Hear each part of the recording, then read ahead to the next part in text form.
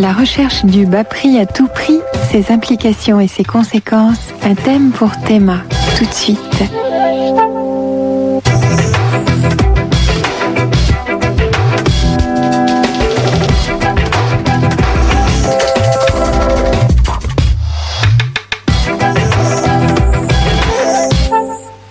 Bonsoir. Il faudrait être fou pour dépenser plus, disait il y a quelques années une publicité française pour une marque de chaussures. Et il est vrai qu'à qualité plus ou moins égale sur des produits de consommation courante, les consommateurs que nous sommes hésitent rarement à choisir le moins cher. Une sorte d'évidence, un réflexe qui paraît être de bon sens, mais qui recèle des pièges en chaîne. Le low cost ou hard discount s'est installé dans nos vies et pas seulement dans celles des plus pauvres, et touche aujourd'hui tous les secteurs, de l'alimentation au tourisme, de l'équipement automobile au textile, en passant par l'équipement de la maison. Mais quelles sont les conséquences sociales, économiques, écologiques de ces productions bon marché? C'est le sujet de cette Théma. Son titre, toujours moins cher. En voici tout de suite le sommaire.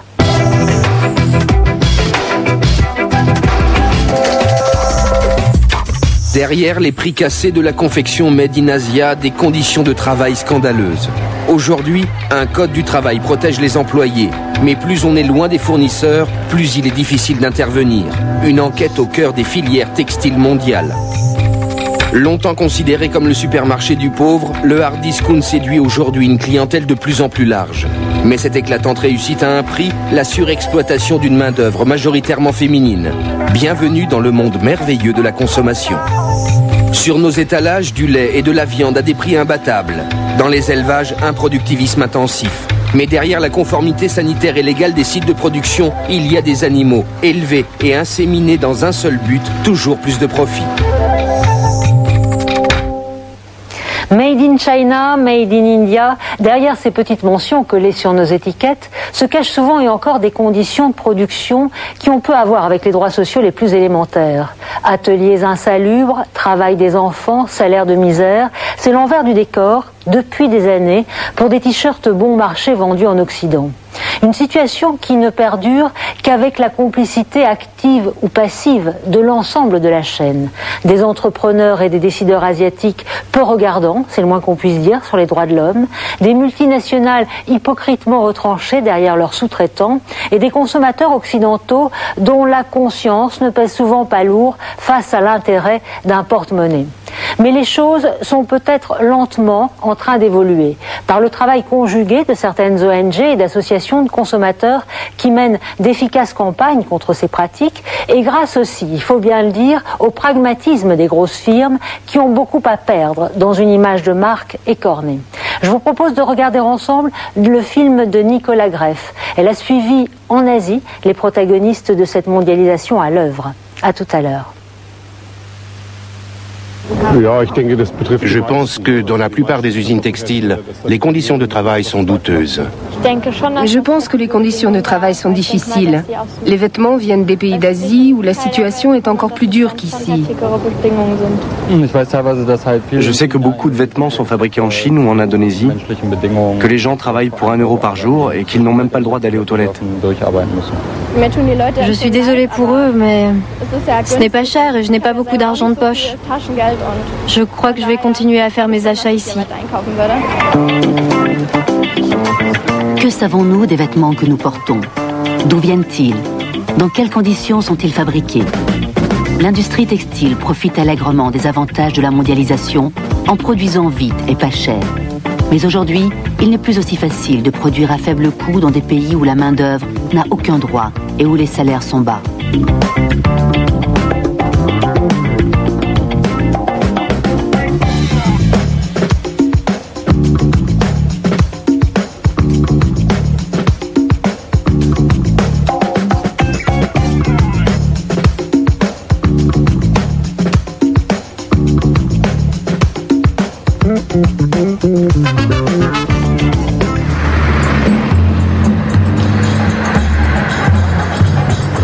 Jakarta, capitale de l'Indonésie sur l'île de Java.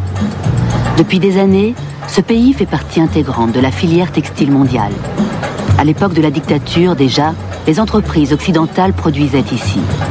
Depuis la chute du régime, le pays construit sa démocratie.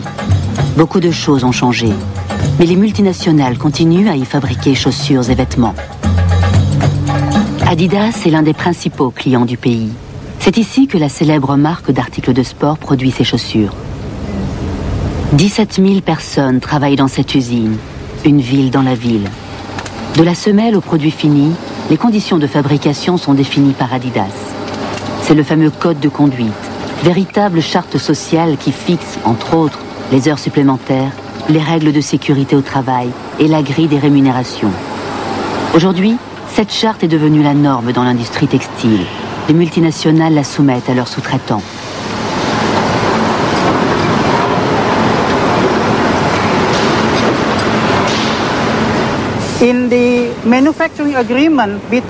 Dans les contrats passés entre Adidas et nos fournisseurs, il est clairement établi que ces derniers doivent respecter notre code de conduite. Nous faisons pression sur nos fournisseurs pour qu'ils se soumettent à nos exigences sociales.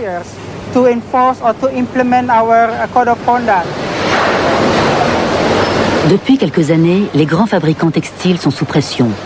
Exploitation et faible rémunération finissent par ternir leur image de marque. Aujourd'hui, la responsabilité sociale n'apparaît plus comme une menace. Elle fait partie intégrante de la politique des multinationales. Mais comment les ouvriers peuvent-ils connaître leurs droits? Qui les informe et comment? Qui vérifie si les salaires sont justes et si le nombre d'heures supplémentaires effectuées reste tolérable?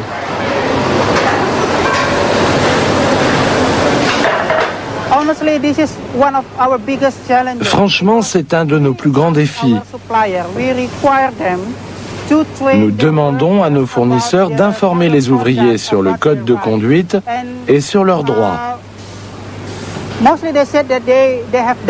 En général, ils nous disent qu'ils l'ont fait. Mais lorsqu'on va sur le terrain et qu'on interroge les salariés, on se rend compte qu'ils ne savent pas grand-chose. Nous nous sommes demandé comment nous pourrions former efficacement nos fournisseurs pour que les ouvriers connaissent mieux leurs droits. Voilà notre mission.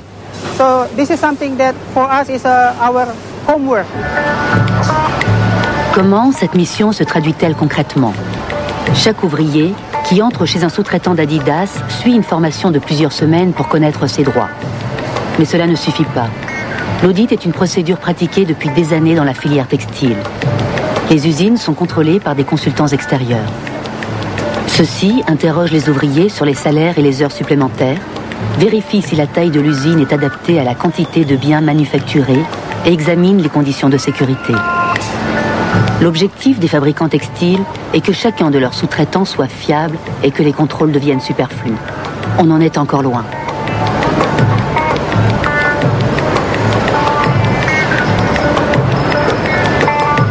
Le code de conduite fixe également la rémunération des ouvriers, un sujet épineux.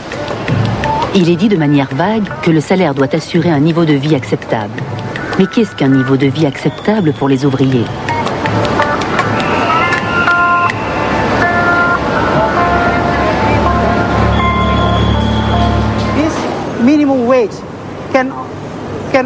Le salaire minimum permet juste de subvenir aux besoins essentiels des ouvriers. Maintenant, tout dépend de la façon dont ils dépensent leur argent. Par exemple, dans cette usine, s'ils mangent à la cantine et vivent dans les dortoirs, il sera plus facile pour eux de faire des économies ou d'envoyer de l'argent chez eux. Le montant du salaire minimum a été fixé par le gouvernement indonésien, les syndicats et des ONG internationales. Dans cette usine, la plupart des ouvriers vivent sur place. Hébergement et nourriture sont gratuits.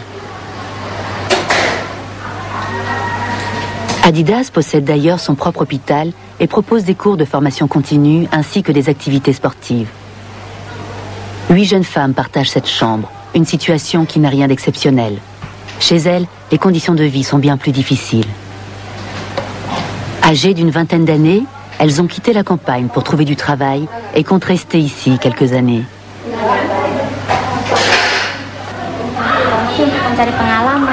Je suis venue ici pour acquérir une expérience professionnelle, pour gagner de l'argent, aider ma famille, mes parents et payer l'école de mes frères et sœurs.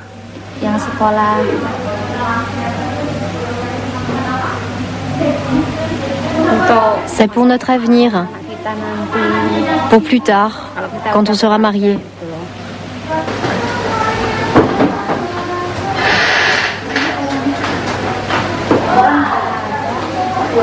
Les jeunes femmes sont très angoissées à l'idée de perdre leur emploi.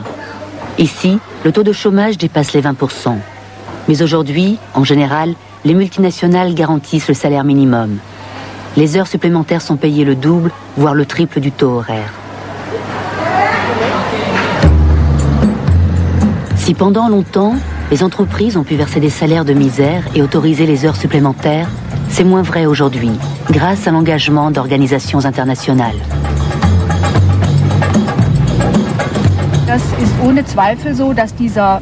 Ces dernières années, la pression exercée par les consommateurs sur les multinationales a permis d'obtenir certaines avancées. C'est indéniable. Il faut reconnaître que la pression de l'opinion publique a produit ses effets. On parle désormais de responsabilité sociale des entreprises. Au début, les grands fabricants textiles refusaient d'évoquer les conditions de travail de leurs sous-traitants, sous prétexte que ceux-ci étaient des structures économiques autonomes et non pas leurs filiales.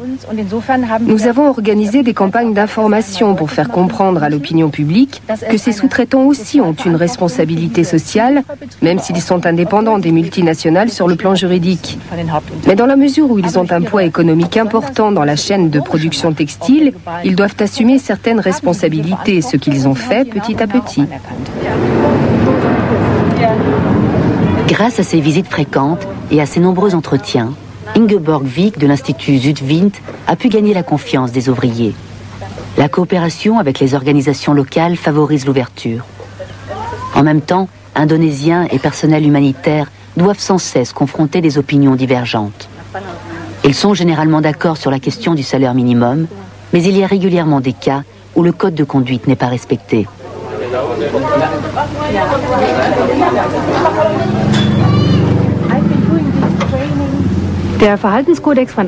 Le code de conduite d'Adidas dit par exemple que les salaires versés aux ouvriers doivent leur permettre de subvenir à leurs besoins essentiels. Mais ici, ce n'est pas le cas. Ces derniers mois, avec notre organisation partenaire, nous avons réalisé une étude sur les salaires que pratiquent réellement les sous-traitants d'Adidas. Le résultat de cette enquête montre qu'au cours des dernières années, il y a bien eu des hausses du salaire minimum et des primes. Mais comme le coût de la vie a augmenté de manière considérable, la situation des ouvriers s'est dégradée.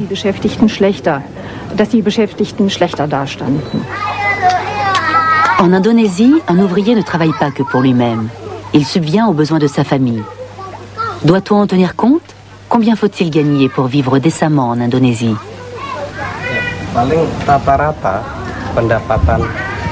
On gagne à peu près 900 000 roupies indonésiennes. Entre 800 et 900 000. Cela représente environ 70 €. Si cela suffit pour vivre, non, cela ne suffit vraiment pas.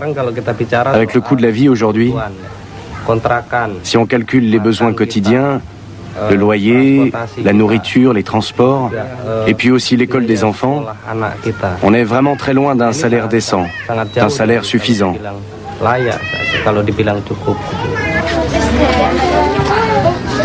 En Indonésie, un loyer s'élève en moyenne à 130 000 roupies par mois, soit environ 11 €. Un logement est toujours occupé par plusieurs personnes. Comme il n'y a quasiment pas d'assurance vieillesse, chacun essaye de mettre un peu d'argent de côté.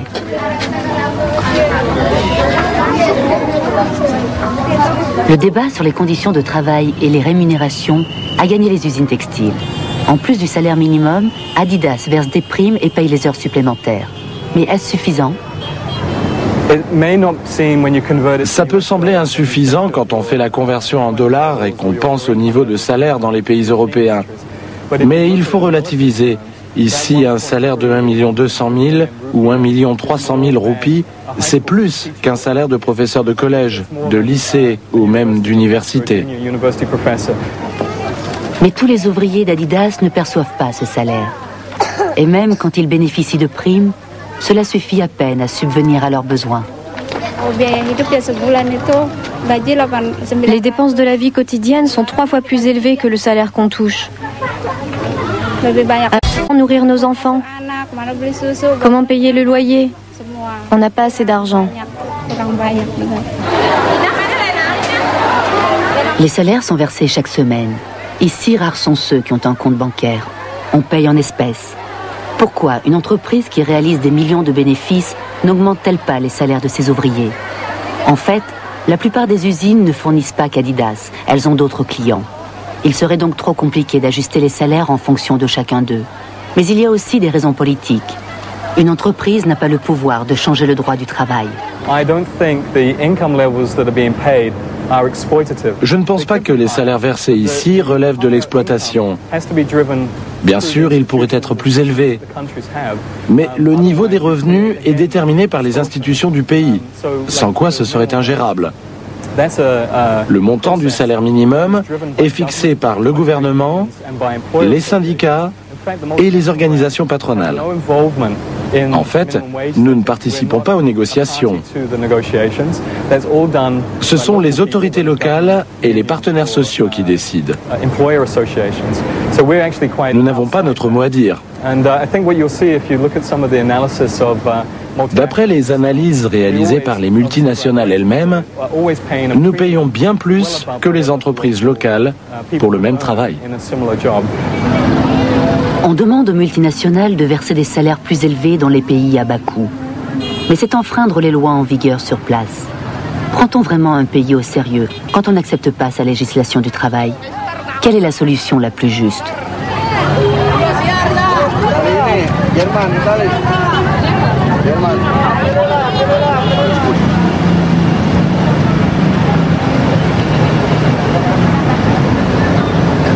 En Indonésie, les ouvriers améliorent leurs revenus en faisant des heures supplémentaires. Dans une entreprise qui applique le règlement, les heures supplémentaires sont payées jusqu'à 3 fois plus que les heures normales.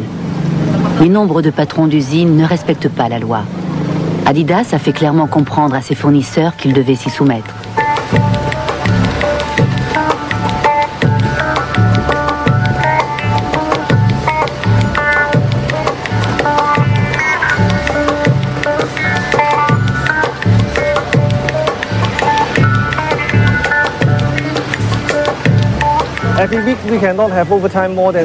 Les heures supplémentaires ne doivent pas excéder 20 heures par semaine. Une journée de travail ne doit pas dépasser 11 heures. Un jour de congé est prévu par semaine. Mais le client veut réaliser le maximum de bénéfices en faisant travailler le plus possible les ouvriers? C'était peut-être vrai il y a 20 ans, mais les choses ont changé. Aujourd'hui, les préoccupations sociales sont plus importantes que les gains d'argent. Faire du profit, ce n'est pas tout. Ce qui compte à présent, c'est la responsabilité. Ils risquent de perdre de gros clients s'ils font travailler leurs ouvriers au-delà du temps réglementaire. Mais les usines font souvent appel à des sous-traitants parce qu'elles ne peuvent plus honorer seules les commandes importantes. Le contrôle des heures supplémentaires devient alors plus difficile. Pour nous, il est très difficile de contrôler les conditions de travail chez nos sous-traitants. Ils sont trop nombreux. Notre commanditaire nous demande de ne travailler qu'avec des entreprises qui ont une véritable politique sociale. Nous formons nos équipes et nous les envoyons dans les usines pour vérifier si c'est bien le cas. Si les sous-traitants ne satisfont pas à nos exigences sociales sur une longue période, nous sommes obligés d'arrêter de collaborer avec eux. Nous devons leur faire comprendre que s'ils ne respectent pas notre code de conduite, ils perdront leur contrat. Aujourd'hui, la notion de justice sociale est parvenue jusqu'au dernier maillon de la chaîne grâce aux relations de dépendance avec les commanditaires. Mais il est très difficile de comprendre ce système de sous-sous-traitance.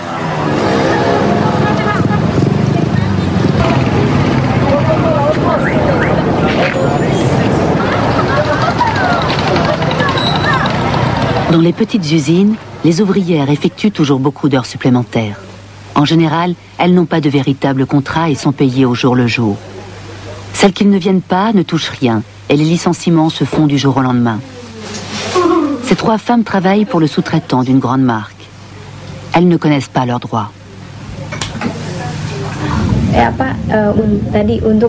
Les syndicats, on ne les a jamais vus. On n'en a jamais entendu parler. Personne ne nous a jamais parlé du droit du travail. Nous, on ne sait rien. On ne connaît pas nos droits. On ignore tout. On ne sait pas quelles sont les lois.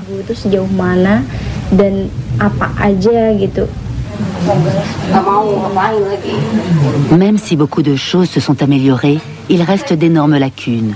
Pas de droit ni de contrat. Une dépendance totale. Comment dire? On nous oblige à travailler jusqu'au matin. Et puis le lendemain, ça recommence. Et comme ça toute la semaine. On nous dit qu'il y a beaucoup de commandes. Ça joue sur notre santé. On est de plus en plus fatigué. On ne travaille pas juste de temps en temps. On travaille à temps plein. On est vraiment trop fatigué, épuisé. Quand c'est comme ça toute une semaine et que la semaine suivante c'est pareil, c'est normal qu'on soit à bout. Comment dire, c'est vraiment dur, vraiment pénible. Partir, quitter l'usine, ce n'est pas possible, on a besoin de ce travail. Il faut qu'on pense à notre avenir. Mais en même temps, continuer ici nous pousse à bout. C'est trop dur. On doit faire des journées de 24 heures à l'usine. Et puis, il n'y a aucune dispense possible, aucune excuse. C'est demandé par l'usine. Et on doit suivre. Pourtant, ces 3 jeunes femmes âgées d'une vingtaine d'années n'abandonneraient jamais leur emploi. Elles sont venues de loin pour trouver du travail. Leurs familles dépendent de l'argent qu'elles gagnent à l'usine. Tant que ces entreprises n'instaureront pas un système permettant de maîtriser le volume d'heures supplémentaires, rien ne changera. Le temps de travail est fonction de l'offre et de la demande sur le marché de l'emploi. Si un client demande de produire plus vite et que l'usine n'a pas la structure pour le faire, les ouvriers en pâtiront. Ils devront faire beaucoup d'heures supplémentaires et travailler la nuit pour tenir les délais de livraison par bateau. En effet, si l'usine ne respecte pas les délais, elle sera obligée d'expédier la marchandise par avion, ce qui la pénalisera en réduisant sa marge de profit. Nous essayons d'éviter ce problème en optimisant le travail. Ce n'est pas vrai pour toutes les entreprises textiles, mais chez Adidas, c'est possible, parce que nous avons nos propres méthodes de production, que nous sommes une grande marque et que nos articles sont vendus à un certain prix sur le marché. Nous arrivons à produire plus vite en respectant le code de conduite. La pression sociale a eu des effets positifs sur les grands groupes textiles, même s'ils savent qu'ils ne peuvent pas tout contrôler dans la chaîne de production.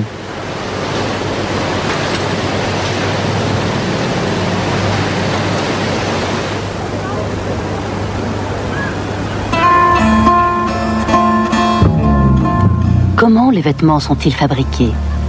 Quelles sont les étapes d'une chaîne de production et combien de personnes travaillent sur une même pièce? En Europe, il n'y a quasiment plus d'usines textiles. La Turquie est une exception.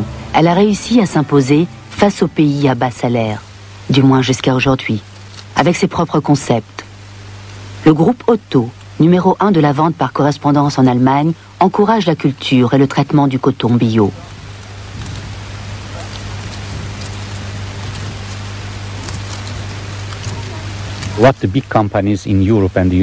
Les grandes entreprises européennes essaient de séduire le consommateur avec de nouvelles idées.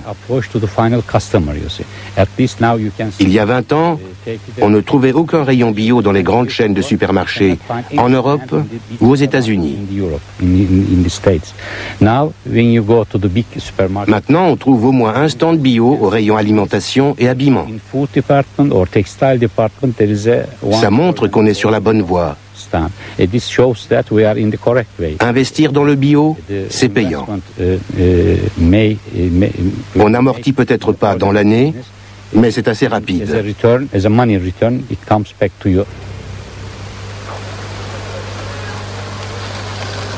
Le coton bio représente encore moins de 1% du marché mondial. Mais la tendance est à la hausse. Il n'empêche que pour le groupe Otto, le coton bio est rentable. Car tout est produit dans le même pays, ce qui évite les longs circuits de livraison. De plus, c'est un investissement pour l'avenir.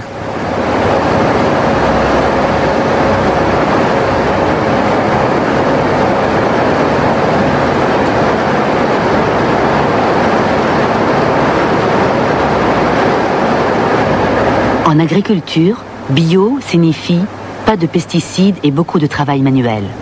Les graines sont utilisées pour la fabrication d'huile, les restes du coton pour les cosmétiques. Dans l'industrie textile, un changement s'est opéré, tout comme chez le consommateur.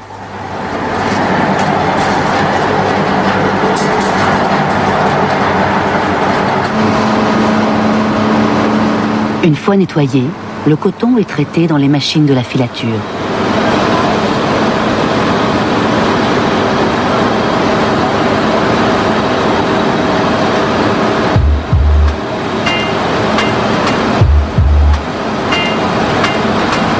Les fibres sont détachées et peu à peu transformées en fil.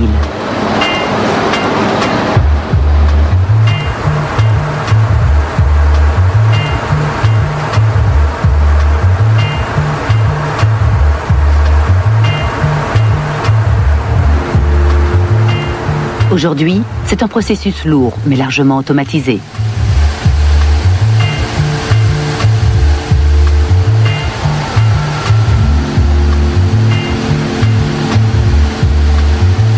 À partir des fils, on fabrique le tissu, qui est ensuite acheminé vers les teintureries. Il faut environ 400 grammes de coton pour confectionner un t-shirt pour adultes.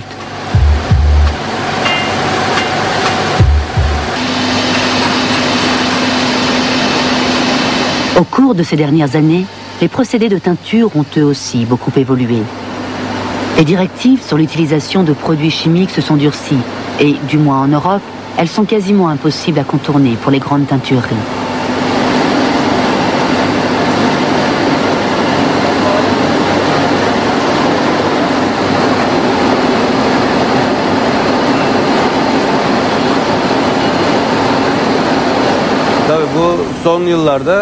Ces dernières années, les contrôles sont devenus de plus en plus fréquents. Cela est dû notamment aux normes imposées pour l'entrée dans l'Union européenne. Aujourd'hui en Turquie, les contrôles de sécurité environnementale, les stations d'épuration ou d'assainissement respectent les normes européennes. Pourquoi cela a-t-il pris autant de temps?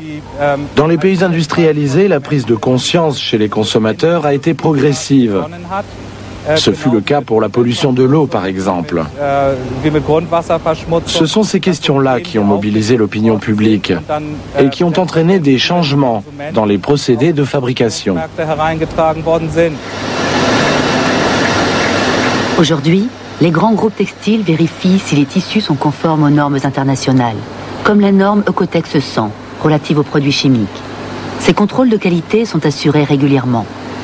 Le coton bio sera peut-être l'avenir du marché turc, car aucun pays européen ne peut rivaliser avec les salaires pratiqués en Asie. Nous sommes frappés de plein fouet par la concurrence.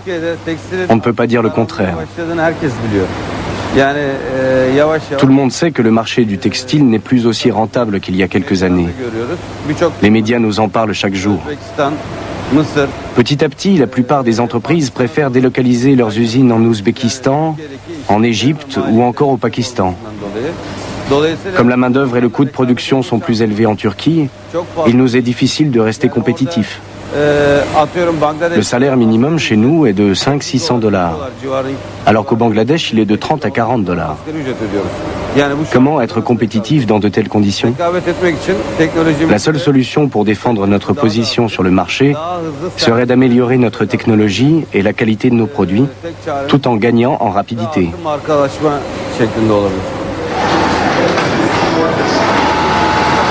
En Turquie, on trouve encore de petits ateliers de confection qui peuvent répondre très vite aux demandes des clients. Les vêtements, en coton bio, sont fabriqués ici. La livraison depuis les pays à bas salaire peut prendre des semaines, parce qu'elle se fait par bateau. Le transport par avion est exceptionnel, car bien trop cher. La Turquie tient là un atout majeur.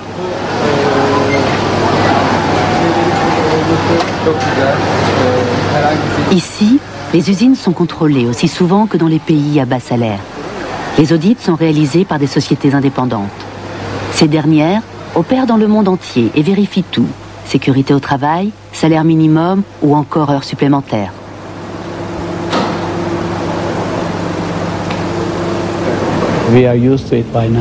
On s'y est habitué. Je suis dans le métier depuis 1992. Ça fait plus de 15 ans. Pendant cette période, nous avons été contrôlés une bonne douzaine de fois. Les premiers audits ont été difficiles. Mais nous avons appris à prévenir les accidents, à être plus à l'écoute de nos salariés et à prendre les mesures nécessaires en matière de santé et de sécurité.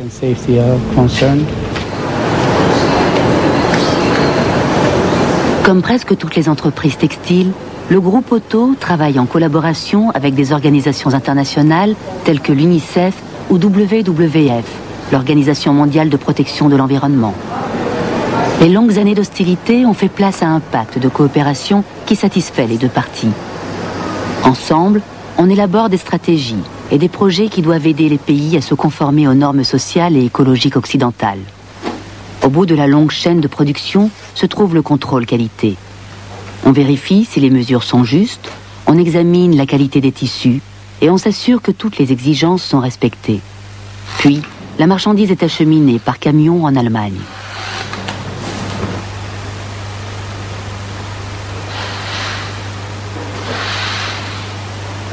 L'Inde nous montre qu'il faut du temps pour imposer les normes occidentales dans les pays à faible salaire. Ici, l'industrie textile internationale fait fabriquer une grande partie de sa marchandise à moindre coût. Depuis des années, l'Inde est montrée du doigt. Les normes environnementales y sont bafouées. Le travail des enfants est toujours un des chevaux de bataille des grandes organisations humanitaires. C'est une question qui préoccupe également le journaliste écossais Dan McDougall. À Delhi, on ne compte plus les sweatshops, ces petits ateliers qui fournissent les grandes usines, notamment en broderie faite main. Ici, le travail des enfants est monnaie courante et les conditions de travail sont encore bien souvent scandaleuses. Mais les patrons ont élaboré des stratégies perfides pour ne pas se faire prendre. Les enfants sont enfermés dans des caves avec des fausses parois et des trappes pour y descendre. Les personnes qui dirigent les sweatshops savent que les autorités s'en préoccupent assez peu. Ceux qu'ils craignent, ce sont les journalistes et les ONG qui luttent contre le travail des enfants. Nous avons déjà démantelé un certain nombre d'ateliers clandestins, mais les patrons des sweatshops sont malins. Ils ont des vigiles, des téléphones portables, ils communiquent entre eux. Ils ont créé un véritable réseau.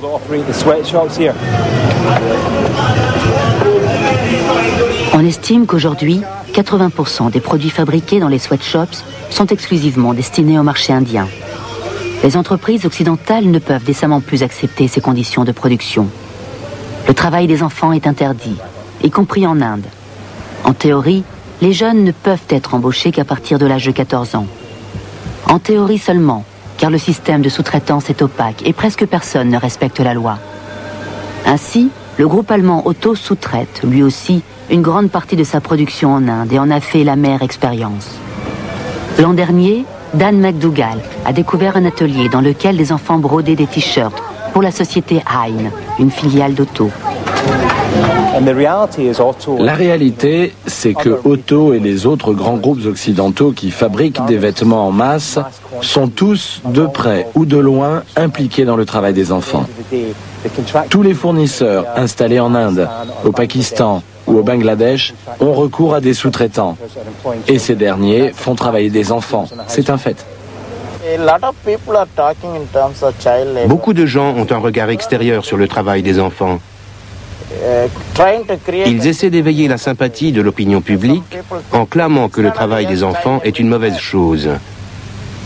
Mais concrètement, qu'est-ce que cela implique? Si un commanditaire se retire du marché et qu'il n'y a plus de sous-traitants, c'est toute une industrie qui disparaît. Qu'est-ce qui se passe après?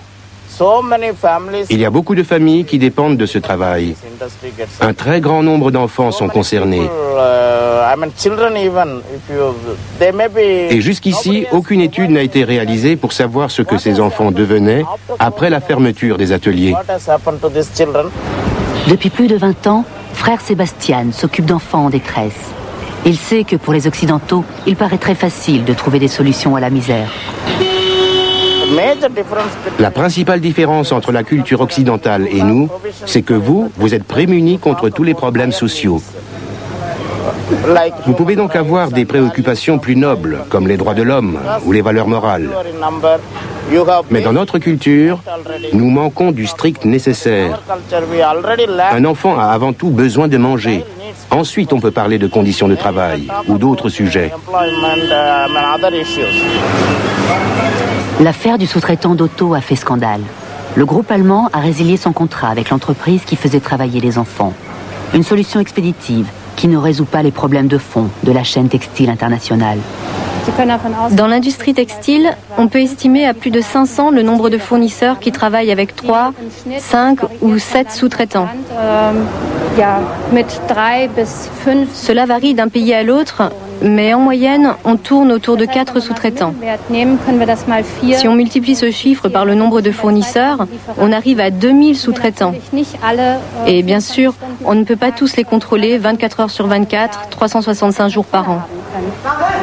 À présent, certains enfants impliqués dans l'affaire Heine sont sous la protection de Dietrich Kepschul, membre de l'association Rogmark. Cet Allemand travaille en Inde depuis plus de 20 ans.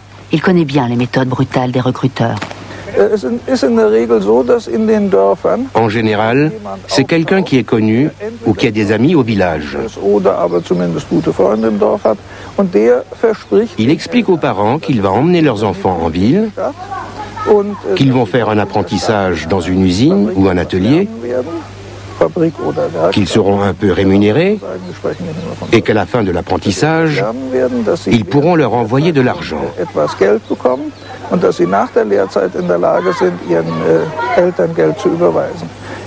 Généralement, le recruteur donne 400 roupies aux parents et disparaît pour toujours avec les enfants. Car dans la plupart des cas, ceux-ci ne sont jamais payés et n'envoient donc jamais d'argent à leurs parents. 400 roupies, 8 € pour un enfant. Vivant dans une pauvreté extrême, les familles reportent tous leurs espoirs sur leurs enfants. Ceux-ci ont été amenés à Delhi, où ils ont dû travailler 17 heures par jour, entre autres pour la société allemande Heine. Au village, on n'avait pas de travail et mon père ne gagnait que 10 roupies par jour, soit moins d'1 centime d'euro. C'était dur. Et un homme est arrivé au village et nous a dit qu'on pouvait gagner de l'argent et l'envoyer à nos parents. Alors on est parti à Delhi. En arrivant ici, on ne savait pas ce qu'il voulait faire de nous. On a commencé par travailler 2 heures et après on est allé se coucher. Puis Pinto, le patron, nous a battus et il nous a dit qu'on n'était pas ici pour dormir, qu'on devait travailler sans s'arrêter. Les jeunes qui sont accueillis ici apprennent à lire, à écrire et reçoivent une formation. L'association recherche les enfants qui travaillent clandestinement et les amène ici avec l'accord des parents. Après leur formation, ils peuvent aller dans une autre école ou travailler. Brecht a dit que la bouffe passe avant la morale. Et c'est particulièrement vrai pour les pauvres. Je pense que beaucoup le savent et en profitent. Donc, quand on travaille ici, il faut se préoccuper des conditions de vie des gens avant de pouvoir espérer améliorer les choses.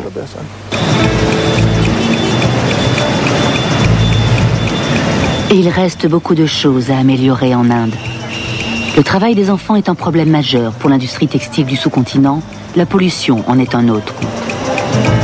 Le bastion de la confection indienne se trouve à Tirupur, dans le sud du pays. 95% des habitants travaillent dans ce secteur. Toutes les grandes marques, y compris H&M, font teindre et fabriquer ici. L'usage prolongé de substances chimiques dans les teintureries a entraîné la pollution de nappes phréatiques, de sorte qu'aujourd'hui, il n'y a plus d'eau propre à Tirupur. H&M fait teindre uniquement dans de grands établissements industriels.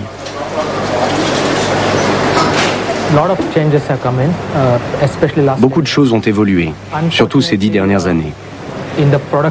Malheureusement, dans les pays producteurs, il n'y a pas de législation sur l'usage des produits chimiques. La plupart des changements sont dus aux grandes marques et aux législations des pays consommateurs. Par exemple, le colorant azo, largement répandu dans l'industrie textile indienne, a été interdit. La plupart des grandes teintureries ne l'utilisent plus, de même qu'elles ont remplacé certains colorants à base de métaux lourds par des produits sans danger. Ainsi, l'usage du polyester a été restreint.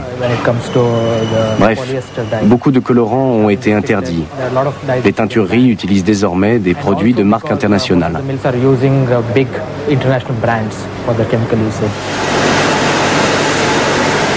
Dans les usines, les contrôles ont été renforcés et le personnel doit suivre une formation pour connaître les produits chimiques autorisés ou non. Mais les teintureries sont des sociétés autonomes qui travaillent pour de nombreux clients du monde entier. Si elles respectent les normes européennes, elles le font de leur plein gré. Toutefois, les longues années de coopération avec les entreprises occidentales ont entraîné un changement en Inde, même si certains petits risques persistent.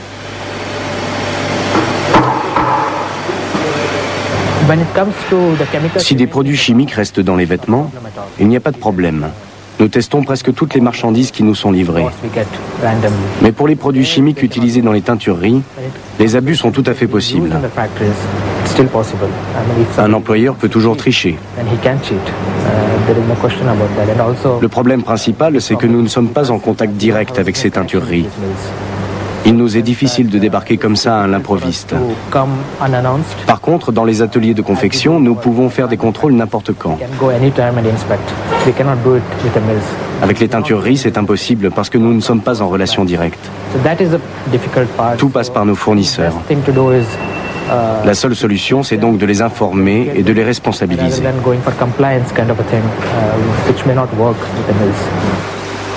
En Inde, les lois sur la protection de l'environnement en vigueur depuis des années sont très strictes. Seulement, personne ne s'est demandé si elles seraient respectées. Aujourd'hui, les choses bougent. Selon un récent décret, toutes les teintureries doivent se restructurer au cours des prochains mois. 95% de l'eau doit être recyclée. Les grandes entreprises respectent ces directives depuis longtemps. Sinon, elles savent qu'elles perdraient de gros clients.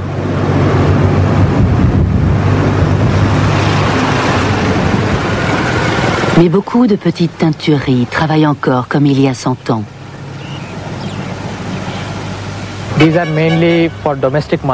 Ces entreprises travaillent surtout pour le marché intérieur.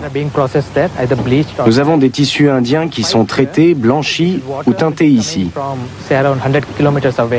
Cette canalisation fait venir l'eau de plus de 100 km. Elle approvisionne Tirupur, où les nappes phréatiques ont été complètement asséchées par les industries. Cette eau sale provient sans doute d'entreprises de la région.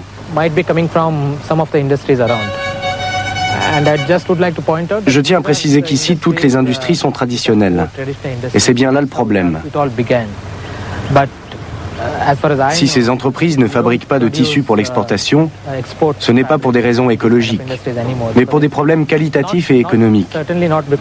Elles ne pourraient jamais fabriquer les quantités de produits demandées par les multinationales. Et puis, les critères de qualité sont de plus en plus stricts.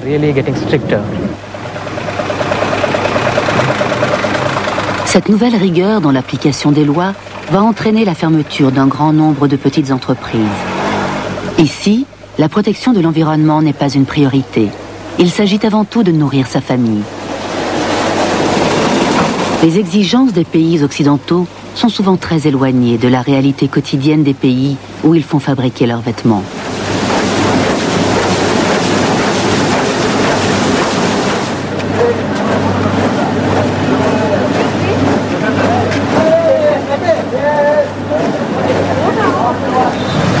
En Inde, la pauvreté est toujours terrifiante. Rares sont les ménages qui disposent d'équipements sanitaires. C'est là encore un facteur qui contribue à la pollution des nappes phréatiques. Pour beaucoup, il n'est guère possible de trouver des sources d'approvisionnement plus propres. Par ailleurs, la pollution de l'eau n'est pas due uniquement aux teintures de l'industrie textile. Elle commence par l'utilisation de pesticides dans les champs de coton. Il est quasiment impossible de vérifier si les agriculteurs suivent nos directives, parce qu'on n'a aucun moyen d'entrer en contact avec eux. On ne sait pas d'où provient le coton pour nos vêtements. Plus on est éloigné de nos fournisseurs, plus il est difficile d'intervenir. Pour pouvoir changer les choses, il faut avoir des relations commerciales directes. Quand on est client, on peut dire à un fournisseur de faire ceci ou cela. Mais quand on est au tout début de la chaîne, on n'a aucun moyen de pression. Les agriculteurs ne connaissent même pas H&M. Alors pourquoi nous écouteraient-ils? Et puis, il n'y a aucune traçabilité.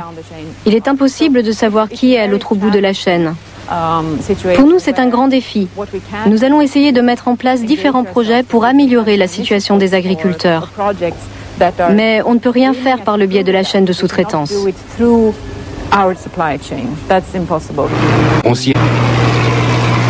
Ce sont les agriculteurs qui se trouvent tout au bout de la chaîne. Ils ont donc peu de chances de bénéficier des évolutions positives de ces dernières années. En outre, ils doivent sans cesse acheter de nouveaux pesticides à cause de la résistance des plantes, ce qui les appauvrit.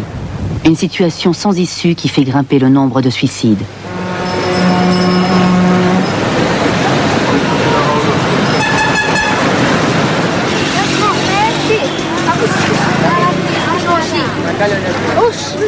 Les jeunes générations tournent le dos à l'agriculture pour chercher un emploi dans l'industrie.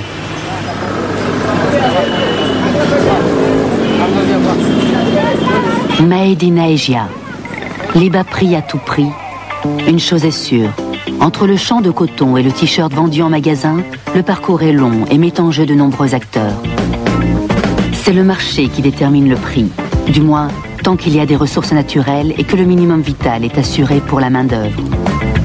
Au final, la mondialisation profite à tous ceux qui veulent toujours tout payer moins cher, les entreprises et les consommateurs.